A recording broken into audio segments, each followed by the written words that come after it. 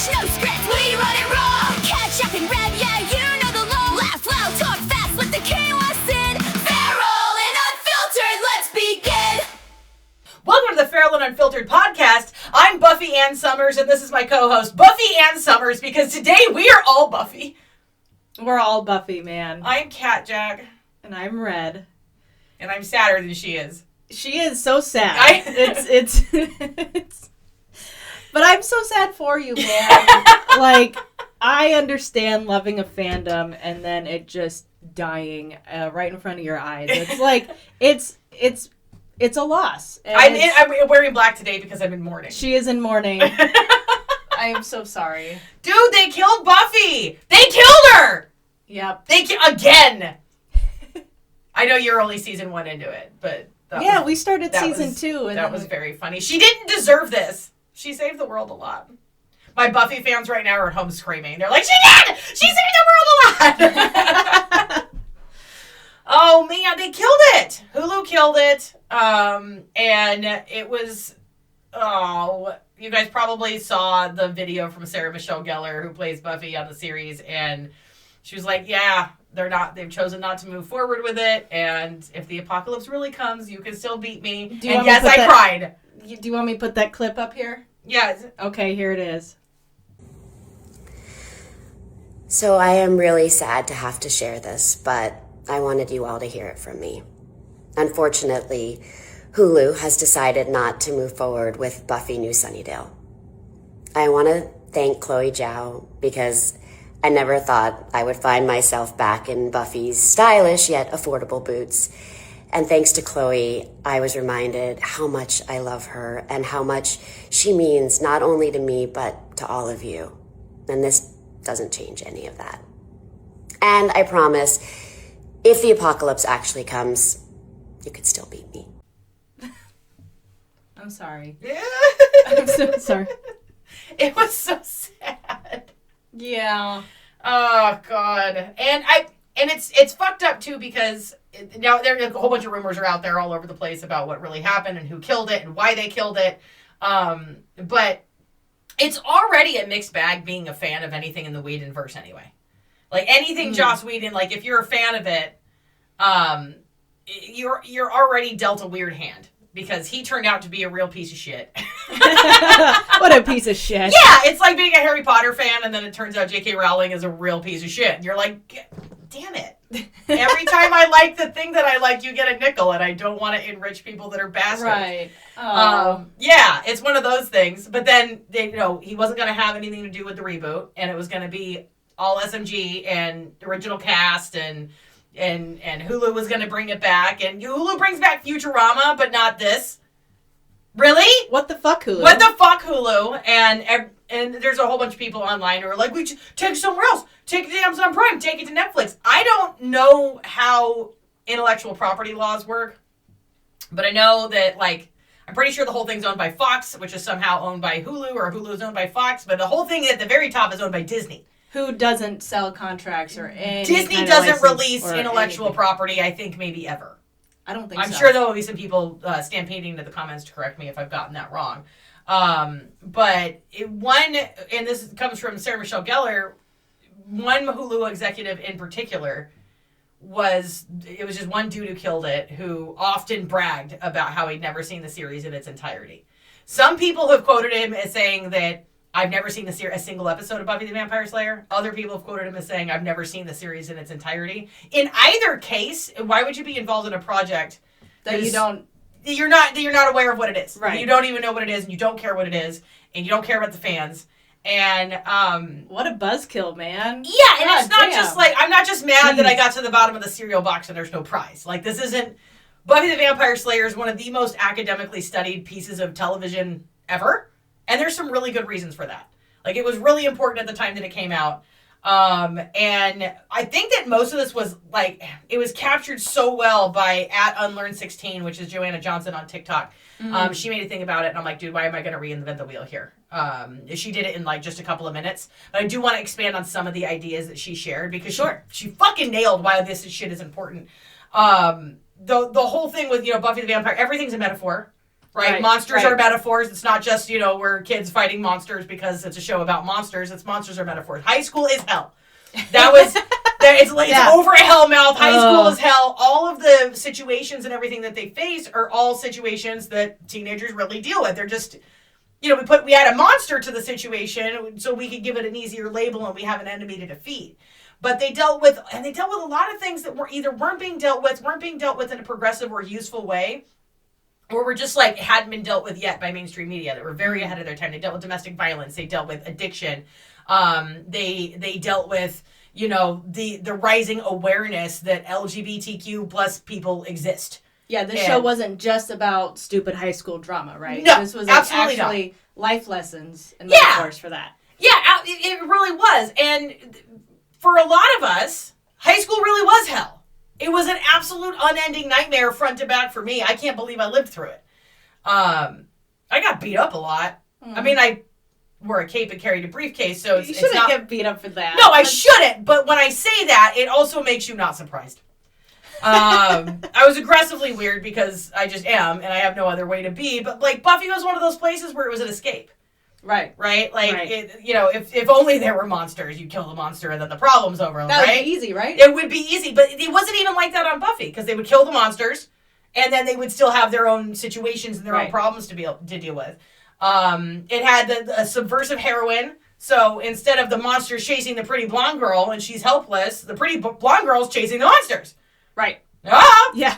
That's different. That's important, right? There's always an overarching big bad every season. Mm-hmm. That was always a metaphor for something larger. And again, you've only been through the first season of Buffy in our watch history, but every season has, the big bad. And that's not a unique trope.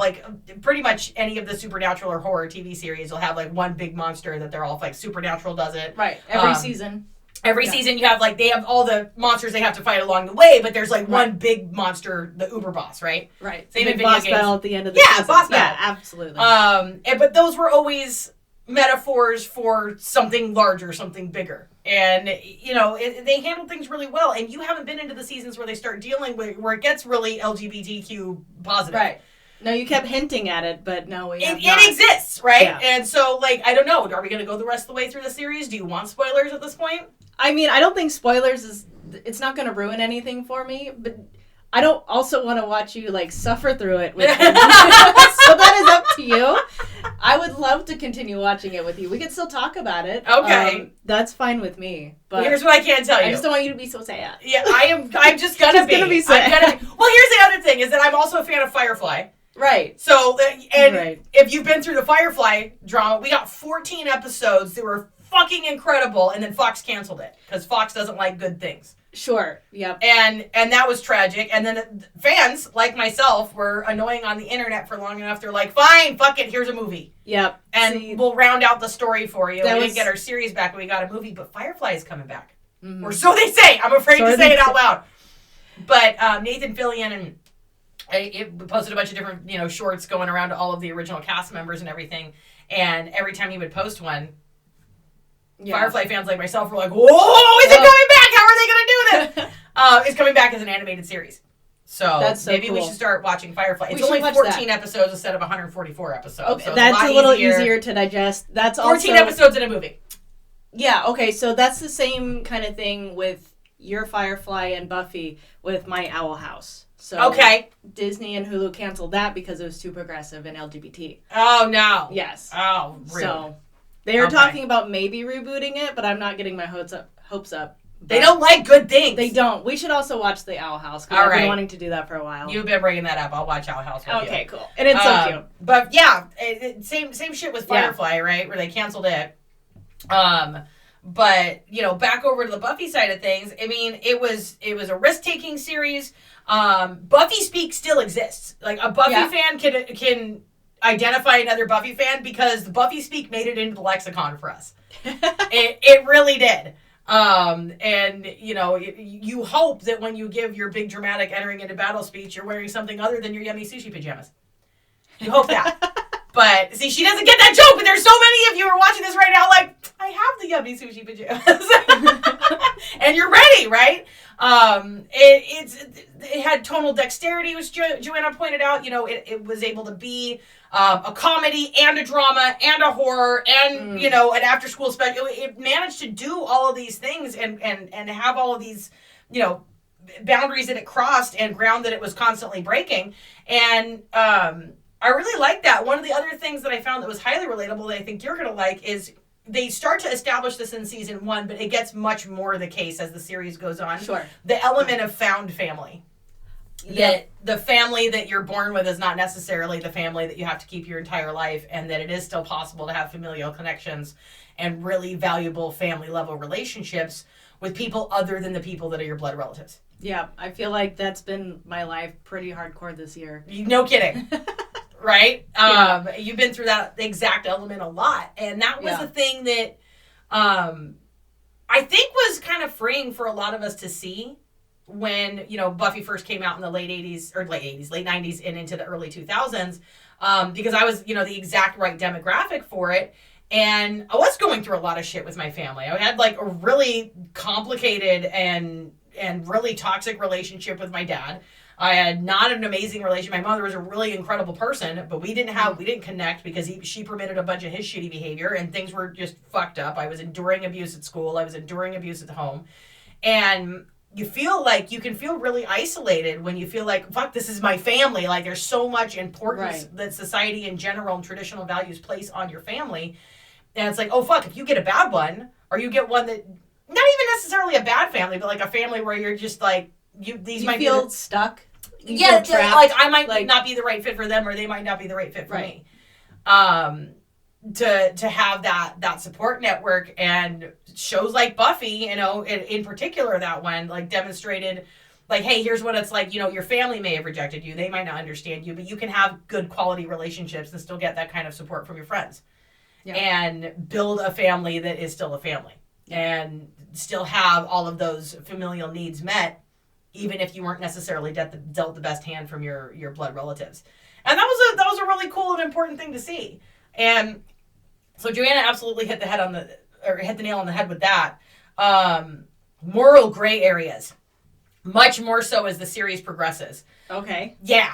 We get characters who deal with addiction. We get like Willow goes through a really fucking dark time. Oh no. Yeah. Aww. Real bad. Not real bad. Willow. Oh yeah. Has a bad experience that she takes super personal, which she should, and she about ends the world over it.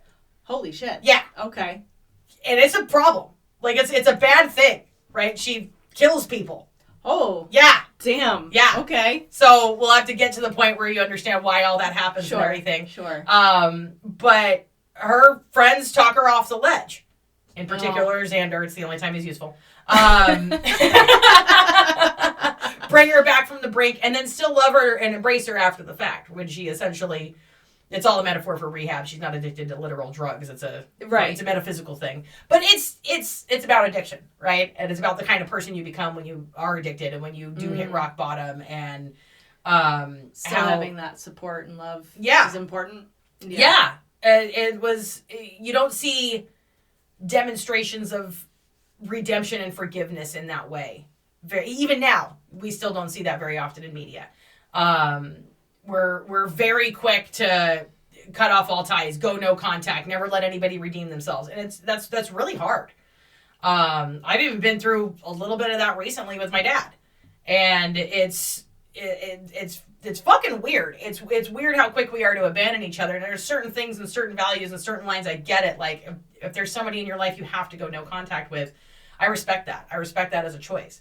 But it was one of the things that was addressed over the course of the show is, can people be redeemed? Can people make mistakes that are really grave?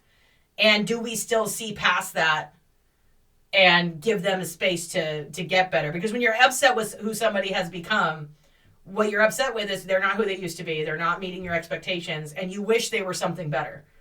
Mm-hmm. So if that's what your heart's desire is for them to be better, are you going to give them any space to be better? And they did demonstrate that with the characters on the show. They did let her get better. And this is just one example. There were other moments of like really great moral areas and characters getting redeemed and being brought back from the brink and still being embraced by their friends. They're found family, right? So that still matters. And that the lasting cultural impact was where Joanna ended her list. And it has had a lasting cultural impact. Like, our podcast isn't the only one that's discussed Buffy the Vampire Slayer. It's a part of what we do. But there are countless other creators out there who just cover Buffy the Vampire Slayer. And I sat, not this last President's Club this year, but the one last year, my seat was next to somebody who, what they do for a living is an entire podcast on Buffy the Vampire Slayer. Just completely. That's what they do. Buffy. Yeah. Wow. It's and I cannot for the life of me remember the podcast now, and I feel so bad. But, like, she's not the only one. Right. And there's a lot of people out there, and it's not just, okay, we're fans and this is all we want to talk about because we're obsessed. It's this had an impact on us. And there's a lot of shows that, like, if you're looking for impact, if you're looking for lessons, if you're looking for the value, if you want to mine it for the gold nuggets, you can find it just about anywhere. But this really delivered. And it won. They continue to win, like, Emmys and different awards and stuff for the special effects and for the makeup because that continued to get better. But they finally did get an Emmy for an actual episode, like, for the writing. Wow. For two of them. That's Hush amazing. was an episode where there was no words the whole time. No shit. Yeah. The monster that came to town took everybody's voices. Huh. So they had to That's clever writing. So the whole episode had to be with nobody talking. That's cool. Just in the very beginning of the episode, and I think the very end of the episode, right, you get people they have talking. to establish. Yeah. And then there was an episode called The Body, where one of the original characters dies. Oh, no. Yeah. Oh. Yeah. And they find the body, and they all deal with it, and it's normal. It's what would happen if somebody died. There's no... Do they ever bring the character back? No. Oh, There's shit. no magic spell. There's nothing to do. The character had a medical emergency and died. And they're all just humans. Like, I'm getting misty thinking about it. Oh. Yeah. Like, it was so impactful to watch those characters deal with loss. And if, like, it's Buffy's mom, I'll just tell you. And it fucks me up because my mom died, right? Yeah. Yeah, it wasn't, like, instantaneous the way it was on the show. But, like, you watch them go through that very human experience in a very real way. And the writing on the show was good, you guys. And, like, yes, I'm sitting here crying about Buffy the Vampire Slayer, but it was a piece of media that impacted me in a positive way. And for a year now, they've been teasing us, saying that it was going to come back. Yeah. And it's not gonna. And it sucks. And the world fucking sucks right now. Like, everything on the internet is suck. Everything you scroll past is suck. I'm responsible for my own algorithm, right? The things that I engage with amplify and increase. And I understand I do have a role to play in that. But also, everything sucks. Like, we're bombing shit. Shit is fucked. Everybody on TV is an idiot. Everybody who says that they have an answer doesn't. Everybody's trying to sell you something. And, like, this was, like, one little light. Like, they're bringing back Buffy the Vampire Slayer, right? Where are you going? Are you going to give me a tissue? Yes. That's gross. Just let me be disgusting. Yeah. Okay. We don't hear. Yeah. So they fucking killed Buffy. And I'm sad about it, and I'm not sorry. And You shouldn't be sorry. I'm not sorry. I'm obviously a fan. Fans get emotional. You're not just a fan. I mean, you are, but this really impacted your life, and I can see that right now. Well, I wouldn't say it like. I mean, you're talking about it. Yeah, For it years impacted me. afterwards. Yeah. It's not gonna, like, radically alter the ultimate course of my life or anything, but I'm bummed out about it. Like, if you're bummed out, be bummed out. Like, let me know in the comments down below if you were also fucking devastated. I didn't expect to cry on camera today. I would have done different makeup. I didn't put on setting spray today. I didn't put on finishing powder. I cannot get myself together. They killed Buffy. Oh. You didn't do your setting spray? You yelled at me for not doing that. You make me sound like a monster. I didn't yell at you. I roasted you a little bit. You got a little tissue right there. Good. It's Get still it. there. Really? Yes. Okay. I can't see it. Oh my God. I It's not coming off. Here, give me a tissue. Oh. I can wipe it off. Did I get it? Yes, you got it. Okay, good. Thank God. So anyway, they killed Buffy and I'm sad. I'm so sorry. If you saw the episode that I was talking about that made me cry, the body, and there's at least one other person who saw me talking about this, watched me get misty, and they're crying too, and it's probably Brandy. So it's time for everybody's favorite recurring segment. Hi, Brandy! They love you, Brandy. Oh, Brandy was my Buffy buddy. No. Yeah, so mad about that. And Craig Erwich, fucking Craig. Fuck you, Craig. Yeah, fuck you, Craig. Why are we fucking Why? No one fucks Craig ever again. He's the executive at Hulu who axed it, who never watched the series in its entirety, dumb maybe bitch. at all. Okay. And it was just like, ew, Buffy the Vampire Slayer. Yeah. I didn't know who this guy was, but, you know, I'll be your hype man. Yeah. Yeah. Thank fuck you. this guy. Yeah! Fucking guy. Fucking guy. Fucking guy. Stupid idiot. But, so it's not even necessarily just like I'm bummed out about Buffy. It's just like, you know what? This is very fucking on brand for what the world is doing right now. Like, everything that's good is killed. And everything that's stupid and pointless just gets more and more airtime. And I am annoyed. Yeah. And I'm over it. So, what's happening in your world? Oh, shit, because, you know, like, I have all my notes right here. I know. So many notes on Buffy the Vampire Slayer. This is supposed to be your episode on Buffy the Vampire Slayer. So, hold on. So, do you want to continue the Buffy verse right now, or should we jump into Firefly? Because the animated series is coming. That's what they say, is that the animated series is coming out. So, what would you like to do? I hate to give up on Buffy. I really do. Well, we don't have to give up on Buffy. We could just take a minute. Just take a breath. Yeah, because, like, every time it comes on now, I'm going to be like, no, yeah, Buffy! I know. No, we can start Firefly. Okay. I think we can start Firefly. I know I had, like, the first episode, which is, like, 2 hours long, on in the background a couple of weeks ago, but I don't think either one of us was really watching it. It was just comfort TV. But I'd love to watch that and pick that one apart with you, because they do build an entire world that is very much in the future, and everybody speaks a weird pidgin language of both English and Chinese. Okay. Right. Which is, like, weirdly plausible, right? And they, again, because it's the Whedonverse, they're going to have their own, like, Firefly has its own speak.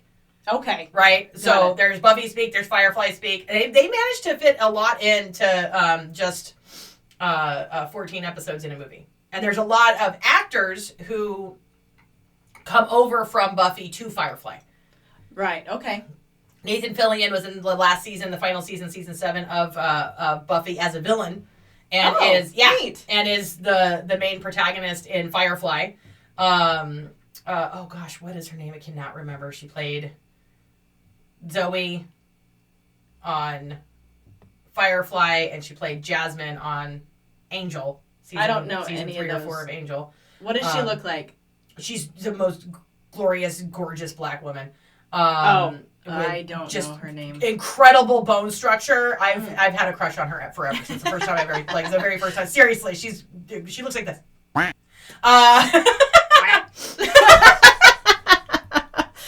She's amazing. Jewel State, who I don't know that she was in any of the other episodes, but anyway, a lot of the characters, you know, that are played by actors that were already in the Whedonverse from Buffy times. Adam Baldwin was in Angel, and that's right. He was one of the first bad guys, right, that we saw.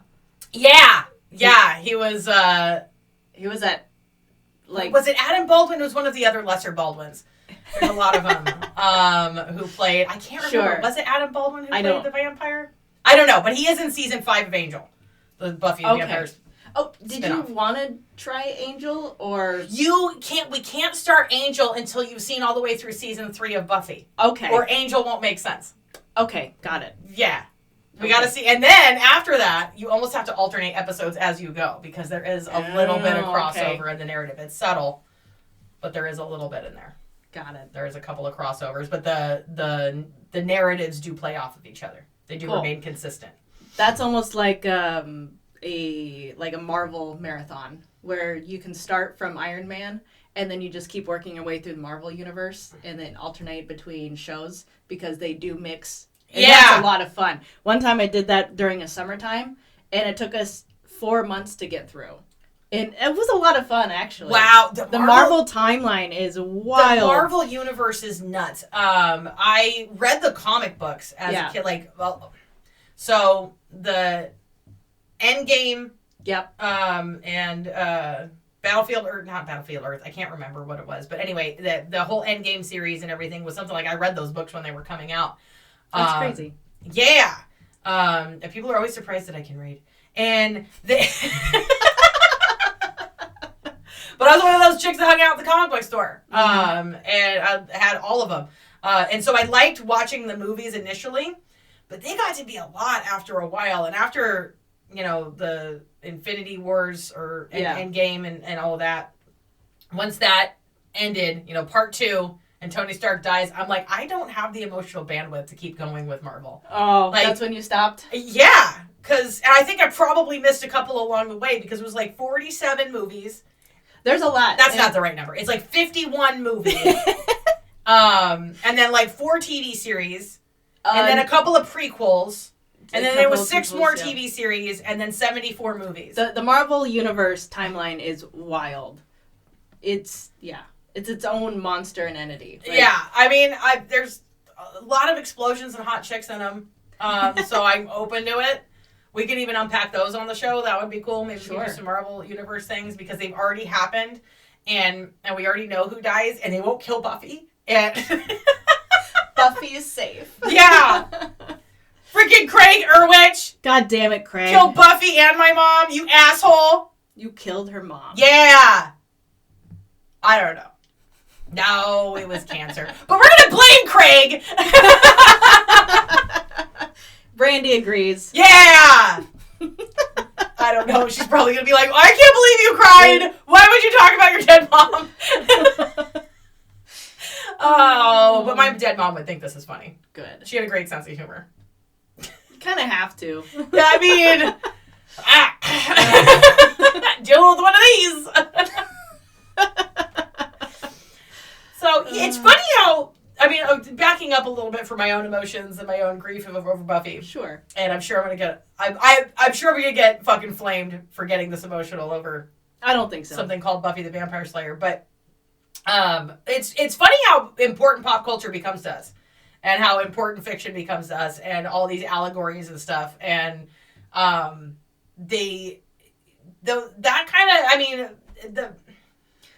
it's not Citizen Kane. Right, it's not Schindler's List.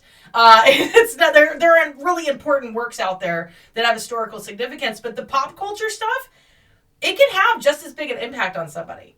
And this is one of those moments where I'm like, oh yeah, I'm reminded that all of the work people put into these things. Like, if you are anybody who's been involved in the producing of television, if you're somebody who ever worked on Buffy the Vampire Slayer and whatever the role was, or any of those shows.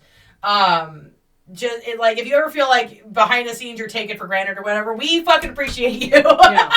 It matters. Somebody out there, it matters a lot. I mean, and to give you an idea, there's all kinds of really intense fandoms out there. Supernatural's another one that I really like. I'm never going to put you through it because it's 15 seasons.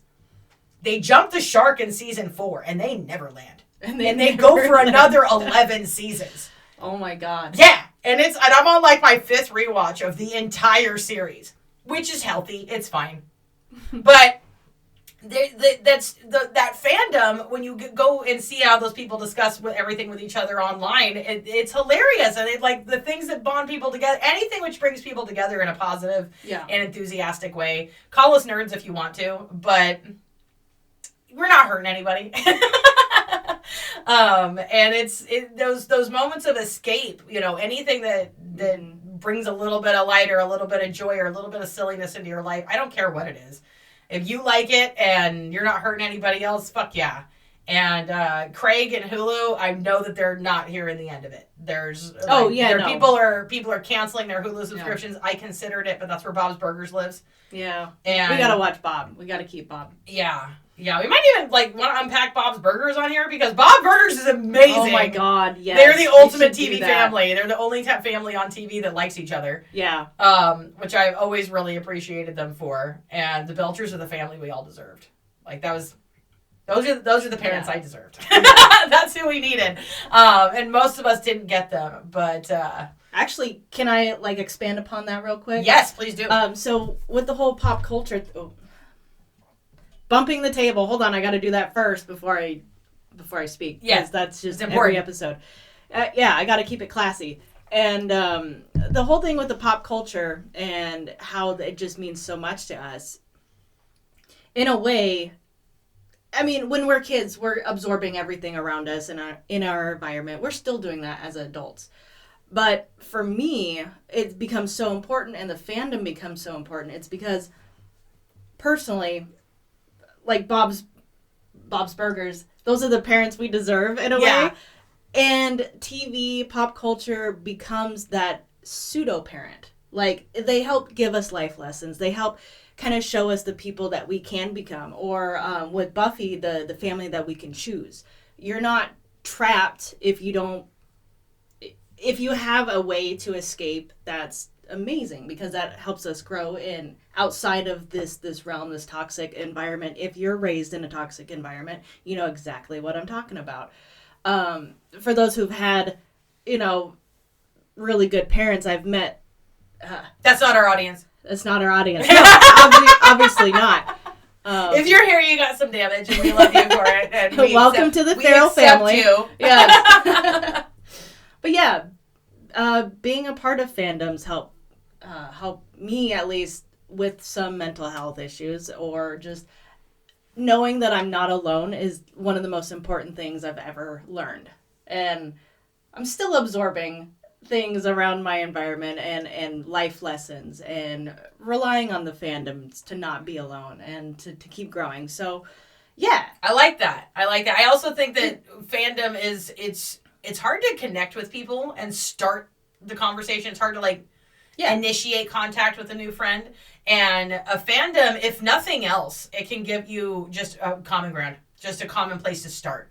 And maybe it turns out you don't enjoy the show in the same way, or you don't even like the same elements of whatever your fandom is.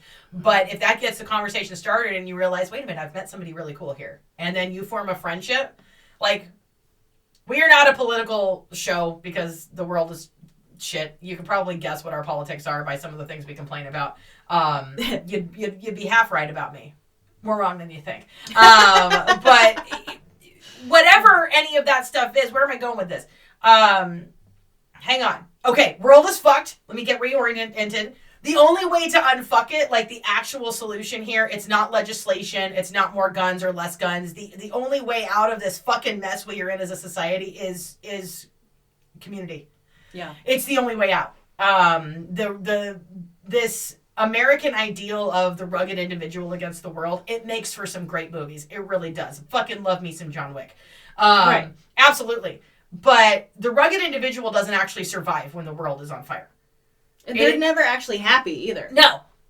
And there's a whole bunch of romanticizing of the rugged individual, weight of the world, one-man army, and being unhappy, right? But it's communities that actually create change. It's communities banding together that give us human rights and civil rights and actually change things for the better. It's communities of like-minded people getting together and being like, look, I might not agree with you on 50 of these things, but I do agree with you on the 5 things that are important. And let's fucking work it out, right? It's community that does that. And if a fandom can give a person access to community and make a person less isolated, that fandom is for the better. Right. It is for the good. Absolutely. Whatever it is. In this case, I happen to be emotional about Buffy the Vampire Slayer. But what if you are finding access to a good community through a specific fandom? I would love to know what your fandom is and what comes, like when I'm talking about this, if you're a fan of anything, you have something in mind. Like you're thinking of whatever your thing is. Please let me know in the comments down below. I'd love to explore it. And this started out of me being cranky that they killed Buffy again. But I think it's definitely ending in a much more positive place. And I think that's part of what I was so upset about is that the communities that are fans of Buffy that I'm a part of online, all the memes have been shared. Mm-hmm. We keep having the same conversations, and they're enjoyable conversations, but most of the insights have been had. It's not to say that somebody won't get a new take once in a while that's valuable, that's interesting, that stimulates me intellectually and emotionally. But we were all really excited. We were all like ready for some new content. Who's Buffy gonna be in 2026? Yeah. Right? Like, who is she gonna be? Who is Buffy's legacy? Because it's not actually gonna be about Buffy. It was gonna be new Sunnydale. Yeah. And Buffy was gonna be an element of it, but there were gonna be new Slayers. They were gonna have new what were the monsters gonna be? Right. I was looking forward to all of those things. What would those monsters look like in a post-Me Too world? In a world where motherfuckers like Andrew Tate exist? Like, what were the monsters gonna look like? I know he's laughable. Creature. I was just thinking of Ray. Oh. Right! In a world where guys like that exist at President's Club, where, like, what were the monsters going to look like in Buffy the Vampire Slayer? What did the Buffyverse have for us next? Yeah. Right? Because some of the problems that Buffy dealt with were timeless. Individual mortality, dealing with loss, dealing with grief, dealing with your friends having addictions, dealing with your friends being assaulted, there were all of those things that took place in the show. Meeting a new friend with a shitload of autism was something that was addressed in the show. Okay. Yeah, you haven't met her yet. Also has a problem with bunnies. It's a thing. But like there were all these different things that were addressed that were also very much for their time. Like having a gay character was huge. Was a big fucking deal. Like they were openly gay, had a relationship. We watched them express affection and very healthy, and they were wholesome. Aww. They were good. They were sweet and very wholesome characters. And that was really groundbreaking at the time. It's less groundbreaking now, partly because that happened. Mm-hmm. Partly because that took place on that show. So I was really excited about what is Buffy going to look like now. Yeah. What's Buffy going to do for the world next? Not Buffy the hero and not Sarah Michelle Gellar as Buffy, but like what is the Buffyverse going to have the capacity to address next through the lens of monsters as metaphors? Mm-hmm. What were our new monsters going to be? What were our new metaphors going to be? Then there were all of these things that I was really looking forward to. And then, yes, also, hot girls and face punchy. Yeah, I wanted that. Sure. Who doesn't? Yeah. Come on. Exactly. But I wanted more. I wanted all of the other things that were encapsulated in there and to find out that it's probably never going to happen.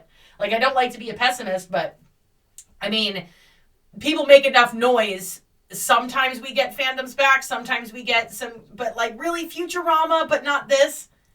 Meg Groening has enough money. And the new Futurama isn't that good.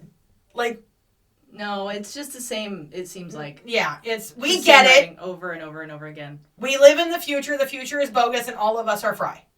Yep. Base consumerism will destroy us all and your friends don't really like you. Futurama. There it is. And this is from somebody who fucking likes Futurama. I like it.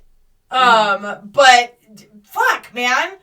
How many times can you say the same joke over and over again? Right. And Buffy did different shit, and I was looking forward to seeing what different shit Buffy was going to do next. I was really excited about that. I do hope that there's enough noise online that somebody kicks Craig in the dick and... Or how about this? Maybe I'll be kind for a moment. Maybe there's enough noise online that Craig decides, you know what? Fuck it. I'm going to lock myself in a cabin for a week, and I'm going to watch the entire Buffy the Vampire Slayer series. Hopefully, with some female who's important to you in your life going, you should really watch this, and who's present. And he gets to the end of the series, and Dawn looks at Buffy and goes, what are you going to do now, Buffy?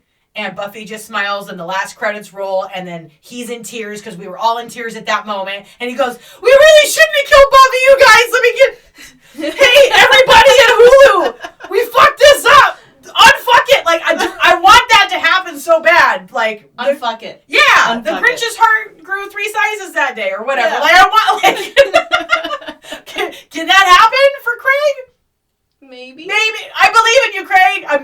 right now. But Buffy taught me forgiveness.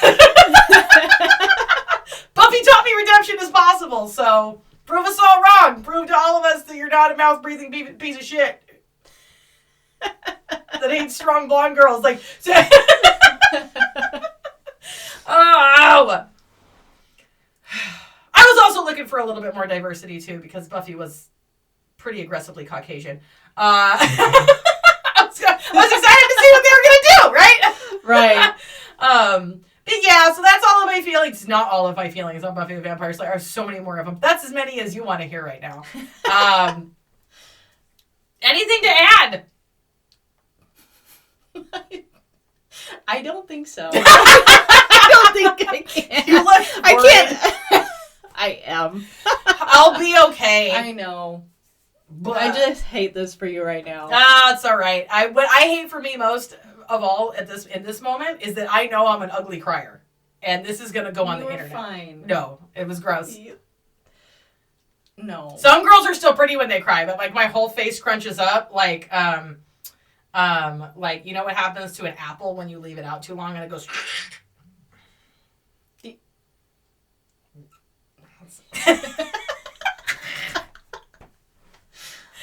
So if you want to see me ugly cry about something else, please let us know in the comments down below. Oh, also, go and check out our Patreon. Yes, we have that. We have new content over on Patreon, including the new album by the Implied Boners. So go check that out because it's the only place you can get it as of this moment.